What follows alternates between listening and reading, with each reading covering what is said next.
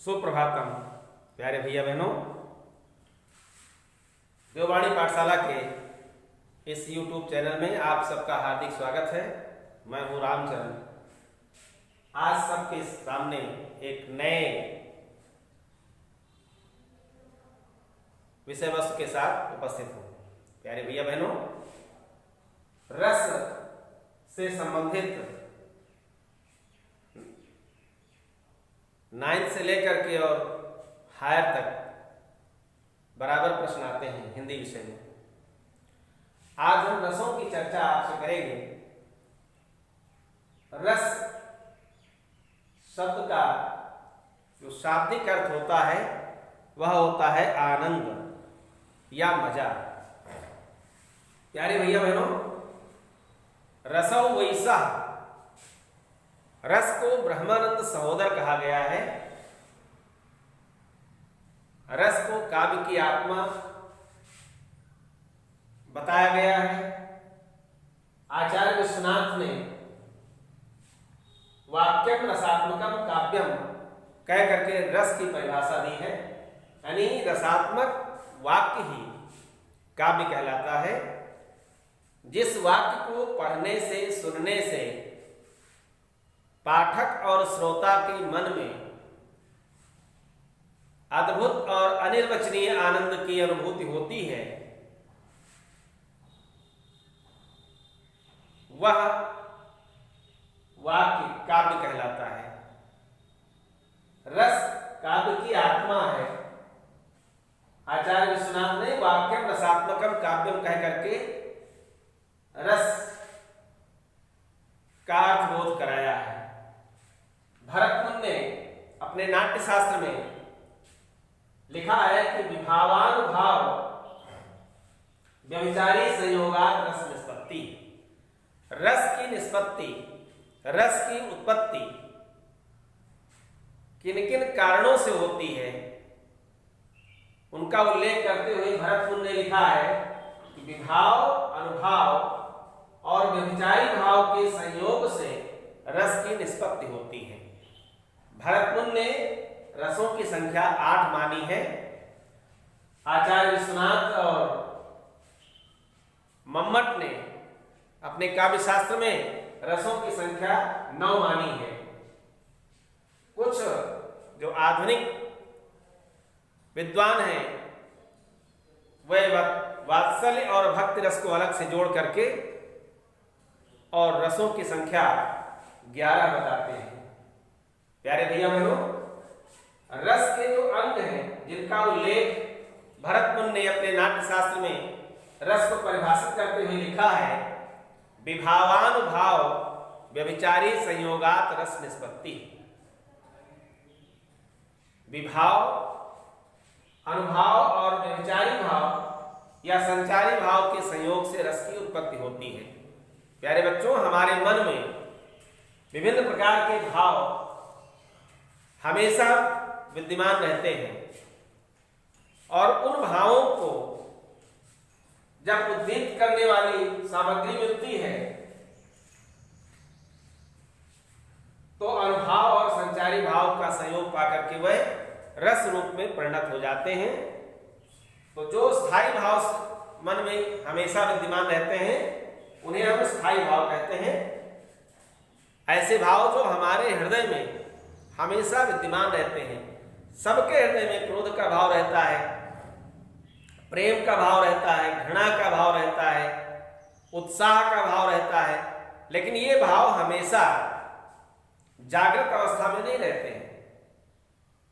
इन्हें जगाने वाली सामग्री जब मिलती है, वैसे कारक आ जाते हैं सामने, तो ये जागृत हो जाते हैं। क्रोध का भाव तो रहता है, लेकिन क्रोध हमेशा व्यक्ति को नहीं आता है। एक विशेष अवसर पर ही, एक विशेष परिस्थिति में ही उसको क्रोध आता है। तो ये जो स्थायी भाव हैं, इन स्थायी भावों की संख्या 9 मानी गई है। वत्सल और ईश विषय रति, इन 2 स्थायी भावों को और गिन लें तो स्थायी भाव 11 हो जाते हैं। प्रिय भैया बहनों, इन्हीं 11 स्थायी भाव से 11 रसों की निष्पत्ति होती है। रति नामक स्थायी भाव जो दाम्पत्य विषयक रति है, नायक नायिका के प्रेम का जो वर्णन है वो दाम्पत्य विषयक रति श्रृंगार रस को जन्म देती है। ऐसे हास्य का भाव हास्य रस को उत्पन्न करता है। शोक स्थायी भाव करुण रस को उत्पन्न करता है। उत्साह से वीर रस की निष्पत्ति होती है। क्रोध से रौद्र रस की निष्पत्ति होती है। भय से भयानक रस जागृत होता है और जुगुप्सा यानी घृणा से विभत्स रस की निष्पत्ति होती है। तो निर्वेद से शांत रस, विस्मय से अद्भुत रस और वत्सल नामक जो स्थायी भाव है उससे वात्सल्य रस की निष्पत्ति होती है। महात्मा सूर्य वात्सल्य के सम्राट कहे जाते हैं और इस विषय जो रति है उससे भक्त रस की निष्पत्ति होती है। तो ये जो रति है, प्रेम है, लगाव है, ये पहले एक ही प्रकार सब वात्सल्य और भक्ति ये सब रति में ही आते थे। लेकिन जो प्रेम नायक और नायिका का होता है, नायक नायिका से प्यार करता है, पति पत्नी में प्रेम होता है, उस प्रेम को भक्त और भगवान के प्रेम से तुलना करना ये उचित नहीं होता है। और इसीलिए इस विषय रति को अलग किया गया उस रस से और भक्त रस को अलग रस की संज्ञा दी गई। ऐसे जो गाय और बछड़े का प्रेम होता है, गाय अपने बछड़े से जो प्यार करती है, माँ अपने बेटे से जो प्यार करती है, उस प्यार को भी हम दंपति प्रेम के साथ नहीं तोल सकते हैं। इसलिए वत्सल उसका भाव, उसका नाम वत्सल दिया गया और वो वत्सल भाव जो है वात्सल्य रस के निष्पत्ति में सहायक हुआ। प्यारे भैया बहनों, इस प्रकार से स्थायी भावों की संख्या प्राचीन काव्य शास्त्रियों के अनुसार तो 9 है, लेकिन आधुनिक काव्य शास्त्री इन्हें 11 मानते हैं और इन्हीं 11 स्थायी भावों से 11 रसों की निष्पत्ति होती है। अगला है रस का जो दूसरा अंग है वह है विभाव। मन के स्थायी भावों को, रसों को उद्दीप्त करने वाली जो सामग्री होती है वह विभाव कहलाती है। ये विभाव 3 प्रकार के होते हैं। एक आलंबन है, दूसरा उद्दीपन है और तीसरा आश्रय है। जिस व्यक्ति या वस्तु के कारण स्थायी भाव उद्दीप्त होता है वह आलंबन होता है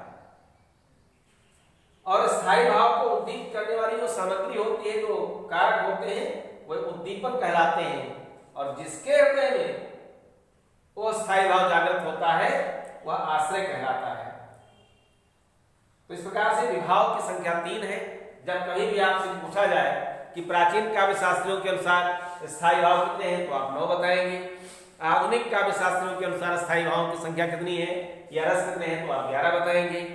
विभाव कितने हैं तो विभाव 3 प्रकार के होते हैं, आलंबन और उद्दीपन तथा आश्रय। अगला है अनुभाव। स्थायी भाव जब मन में जागृत होता है अनुभवों के कारण तो कुछ चेष्टाएं होती हैं। तो मनोगत भावों को व्यक्त करने के लिए जो शारीरिक और मानसिक चेष्टाएं की जाती हैं उन चेष्टाओं को अनुभाव कहते हैं। ये अनुभाव 2 प्रकार के होते हैं। कायिक अनुभाव होता है यानी शारीरिक अनुभाव और दूसरा है सात्विक अनुभाव या मानसिक अनुभाव। तो इस प्रकार से कायिक और सात्विक के 2 प्रकार के अनुभाव होते हैं, लेकिन जो कुल अनुभावों की संख्या है वो 8 है। स्तंभ, स्वेग, रोमांच होना, शरीर में कंपन होना, स्वरभंग हो जाना, विवर्णता यानी रंगहीनता आना, आंसू निकलना, प्रलय, ये कुछ 8 अनुभाव हैं।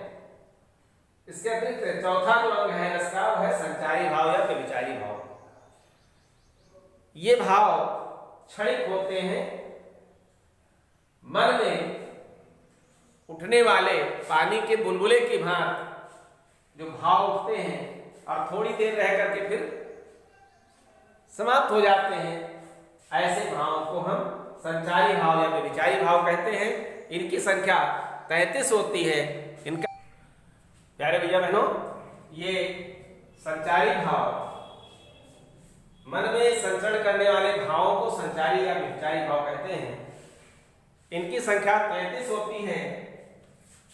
हर्ष, विषाद, त्रास, भय, लज्जा, ग्लानि, चिंता, शंका, असूया, अमर्ष, मोह, गर्व, उत्सुकता, उग्रता, चपलता, दीनता, जड़ता, आवेग, निर्वेद, धृति, मति, विबोध, वितर्क, श्रम, आलस्य, निद्रा, स्वप्न, स्मृति, मद, उन्माद, अवहिथा, मूर्छा, व्याधि और मरण, ये 33 संचारी भाव होते हैं।